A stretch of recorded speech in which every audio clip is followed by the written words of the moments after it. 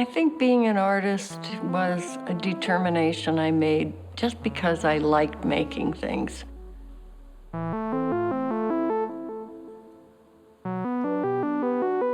It was really this need to express myself, to make a mark that was my own. But I never consciously did that. It just seemed to be part of my DNA, and I just kept going and going and going. And if you want to be who you are, you just have to believe in what's inside of you.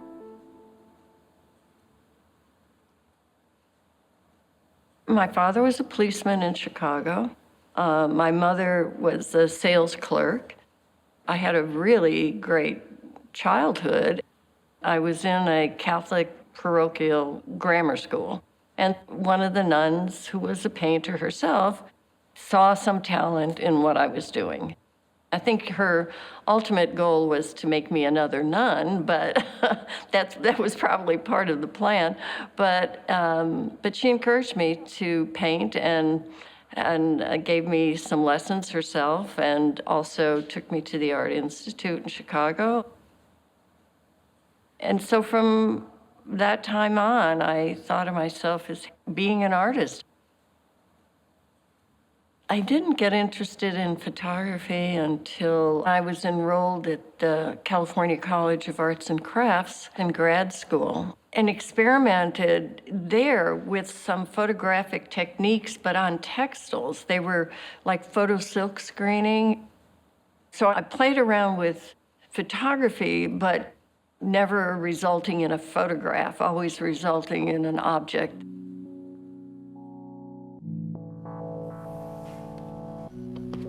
I never think of photography as recording life in general. For me, photography was an experimental medium. So this was done in 1975, and this is my first attempt at photography. And it's a basic photographic process. It's called cyanotype, and I've used this process over and over again. There's no camera involved. When it's exposed and when it's washed, it turns blue. This is material placed directly on the paper and then exposed to light. The material, which looks like very filmy netting, is actually industrial window screening. So there was a lot of material experimentation and a lot of mix of media between painting and drawing and photographic techniques. Not until several years later did I pick up a camera. The camera records something, has to have an object. And yet my direction is to question the reality of that object, to make that object appear elusive. And that happens with the use of light.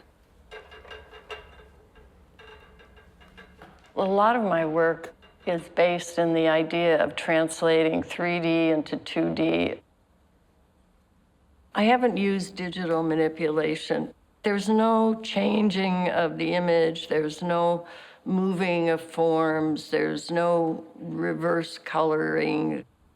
What you see in the back of the camera is what's recorded on the film, and that is the image that I produce.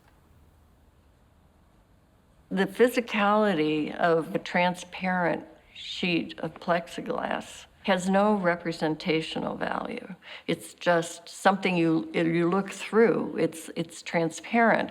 But when you hit it with light, the physicality of it is manifest. And so you see the shadows. I select a position for the camera, and then I usually leave the camera in that position. I put together the pieces and find a point at which they stand on their own. So there's a little bit of a tension there, but enough that they will stand. And And if it's one fraction of an inch one way or another, the whole thing will collapse, which it has done on me many times, actually, and I start all over again. So it's a constant process of being in the set, moving the lights, going behind the camera, looking at the image that's resulting. I mean, that could take hours, actually. And when I get to a point where I think it's looking pretty interesting, then I'll make an exposure on a piece of film.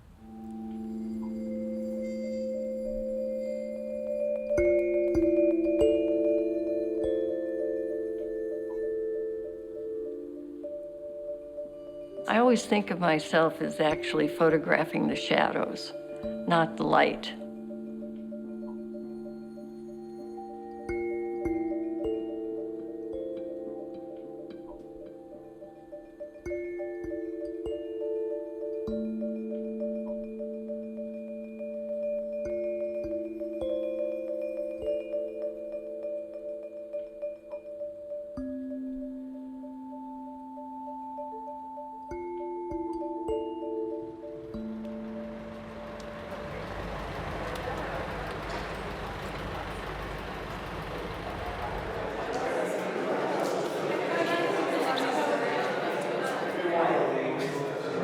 I think the fact that I was experimenting in photography, and I've been doing it for so many years against the mainstream of what photography has been about, has really appealed to a lot of young women and men who are working in the same manner.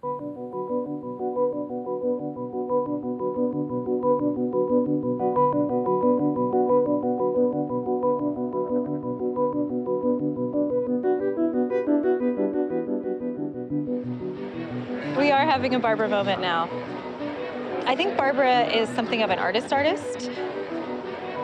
For a younger generation of artists working today, I think that they've found a model in Barbara, someone who's really working at the intersection of sculpture, photography, performance, and they've also found a new peer.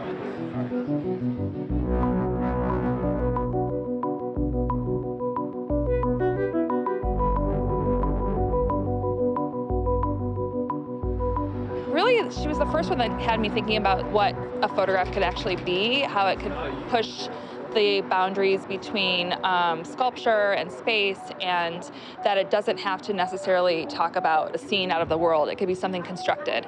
And that was really influential to my own practice.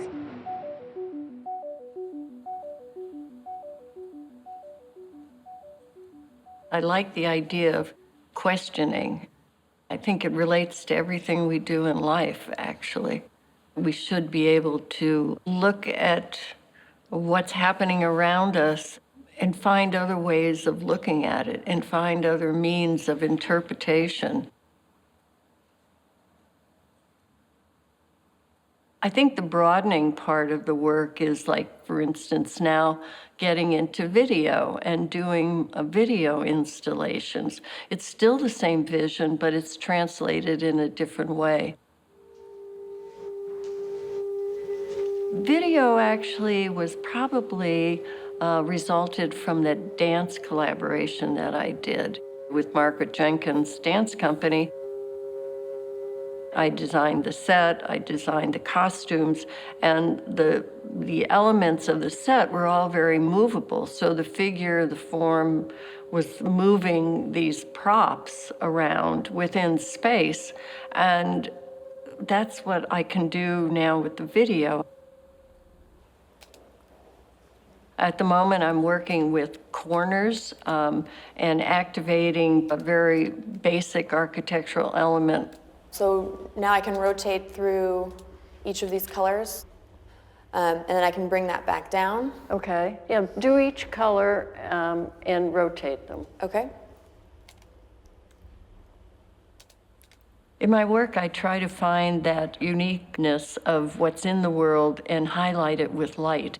When you turn on the projector, the light penetrates the atmosphere, and suddenly there's dust, there's particles, there are things that live there that we don't see until the light hits it. That's the kind of discovery I like making. This is as well as lined up with the corner as you can get it, right? I think so. I think if we get it any closer, we're gonna end As I continue to make the videos, now I'm adding three-dimensional forms within the video. So they're very much sculpture as well as video.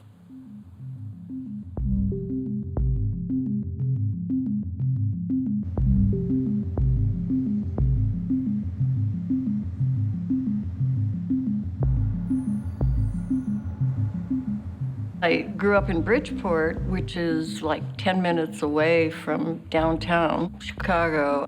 I've always loved living in the city. Chicago is a city of architecture, so it had an influence on me. I think there's an identity with the urban landscape of skyscrapers to the kind of work that I do because, first of all, most of my images are vertical, and the geometry adds up to looking very architectural.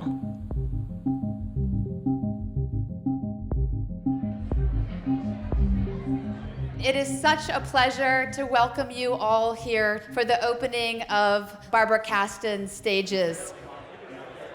It's amazing to see this kind of response at this point in time, and I'm happy that there's inspiration in what I do, but I think it's really the fact that I have lasted this long, that I've determined to be an artist and just kept working at it and working at it. And that's what my life has been about.